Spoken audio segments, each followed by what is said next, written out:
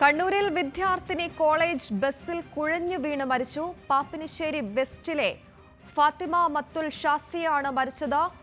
Vilayancode MGM കോളേജിലെ BPharm വിദ്യാർത്ഥിനിയാണ് മരിച്ച ഷാസിയ. മൃതദേഹം കണ്ണൂർ മെഡിക്കൽ കോളേജ് മോർച്ചറിയിലേക്ക് മാറ്റി. വിവരങ്ങളുമായി നിഖിൽ അളവൂർ ചേരുന്നുണ്ട്.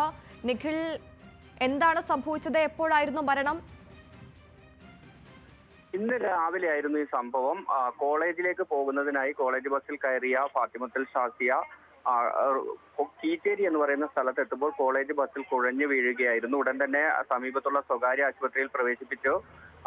തുടർന്ന് കണ്ണൂർ ഗവൺമെന്റ് മെഡിക്കൽ കോളേജിലേക്ക് മാറ്റി. എന്നാൽ ഈ കുട്ടിയുടെ ജീവൻ രക്ഷിക്കാനായില്ല. 19 വയസ്സുകാരിയാണ് മരിച്ചത്. മൃതദേഹം ഇപ്പോൾ കണ്ണൂർ ഗവൺമെന്റ് മെഡിക്കൽ കോളേജ് മോർച്ചറിയിൽ സൂക്ഷിച്ചിരിക്കുകയാണ്.